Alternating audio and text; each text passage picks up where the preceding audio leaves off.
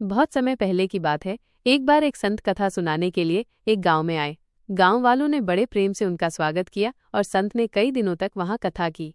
जैसे जैसे दिन बीतते गए, कथा और भी गहरी होती गई। 4-5 दिन हो गए थे जब एक दिन संत ने अपनी कथा में कहा कि जो बिना भगवान को भोग लगाए खाता है वो पाप खाता है। ये बात सुनकर सभी भक्तगण विचारमग्न हो गए। उसी कथा में एक बालक भी अपनी माताजी के साथ आया था, जिसका नाम धन्ना जाट था। धन्ना बहुत ही सरल हृदय और सच्चा भक्त था।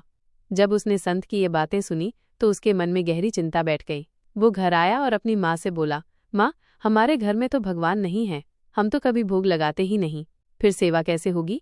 अगर बिना भोग लगाए खाते हैं तो पाप लगता है, अब क्या होगा? धन्ना की माँ ने उसे समझाने की कोशिश की, लेकिन धन्ना का मन नहीं माना। कथा का आखिरी दिन था। धन्ना अपनी माँ के साथ संत के पास गया और बड़े आदर से बोला, महाराज, आपने अपनी कथा में कहा कि बिना भगवान को भोग लगाए खाना पाप है। संत ने मुस्कुराते हुए कहा, हाँ पुत्र, ये बिल्कुल सही बात है। धन्ना फिर बोला, लेकिन हमारे घर में तो भगवान नहीं है, आप हमें भगवान दे दीजिए ताकि हम भी भोग लगा सकें और पाप से बच सकें। संत धन्ना की सरलता और भक्ति देखकर हैरान रह गए। उन्होंने सोचा, यह बालक कितना भोला है, इसे सचमुच भगवान की आवश्यकता है। संत ने धन्ना को दिलासा देते हुए कहा, पुत्र, जब कथा समाप्त होगी तब मैं तुम्हें भगवान दे दूंगा। कथा समाप्त हुए और संत अपनी यात्रा पर जाने लगे। धन्ना भी उनके पीछे पीछे चलने लगा। संत ने जब देखा कि धन्ना उनका पीछा कर रहा है तो उन्होंने पूछा, क्या बात है पुत्र? धन्ना ने हाथ जोड़कर कहा, गुरुजी, आपने कहा था कि कथा समाप्त होने पर आप मुझे भगवान देंगे। अब आप जा रहे हैं, कृपया मुझे भगवान दे दीजिए। संत थोड़ी देर सोचने लगे। उनके पास वास्तव में कोई मूर्ति या भगवान की प्रतिमा नहीं थी, लेकिन वो धन्ना की दृढ़ भक्ति को देखकर उसे निराश नहीं करना चाहते थे। उन्होंने अपनी पोटली में से एक पत्थर निकाला जो भांग पीसने वाला बट्टा था और उसे धन्ना को दे दिया।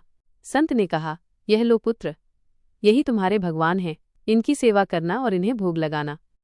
धन्ना की आंखें चमक उठी। उसने खुशी से उस बट्टे को ले लिया और पूछा, गुरुजी, इनकी सेवा कैसे करें? संत ने मुस्कुराते हुए कहा, पहले खुद नहाना, फिर इन्हें भी नहला देना, और जो कुछ भी तुम खाओ पहले इन्हें पक्का कर पाँव देना, अर्थात भोग लगाना। संत के ये वचन सुनते ही धन्ना बहुत खुश हुआ। उसे लगा कि उसे सचमुच भगवान मिल गए हैं। वो दौड़ा दौड़ा घर आया। उसने खुद स्नान किया और फिर उस भांग के बट्टे को भी बड़े प्रेम से नहलाया।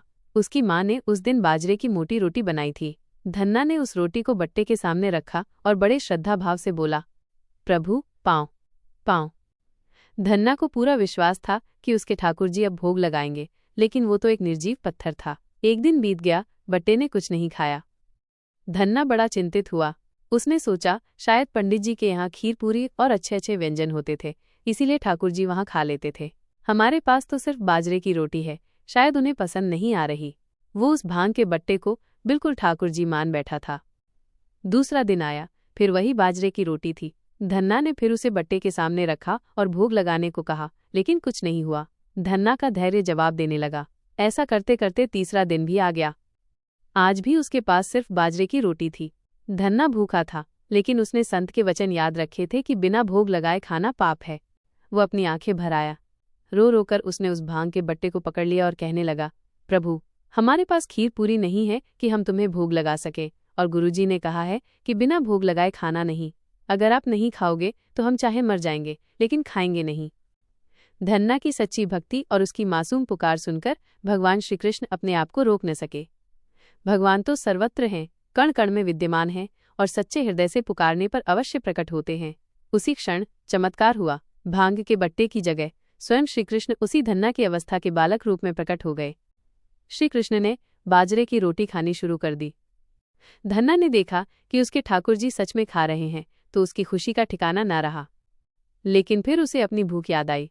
उसने देखा कि श्री कृष्ण पूरी रोटी खाए जा रहे हैं तो वो थोड़ा चिढ़कर बोला, देखो तुम कितने निर्दयी हो, 3 दिन से तो हमें भूख लगी है, हमारे घर में तो कुछ नहीं है, मुश्किल से माँ 1-2 रोटी ही बना पाती है, हम गरीब हैं, तुम पूरी रोटी नहीं खाओगे, आधी हमें दे दो और आधी तुम खाओ।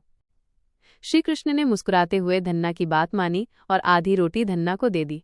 इसके बाद श्री कृष्ण ने जो लीला दिखाई वो अद्भुत थी।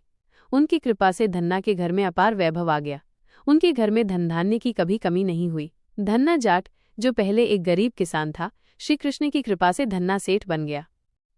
उसने अपना पूरा जीवन ठाकुर जी की भक्ति में सुख चैन से बिताया। धन्ना की यह कहानी आज भी सच्ची भक्ति और भगवान के प्रति अटूट विश्वास का प्रमाण है।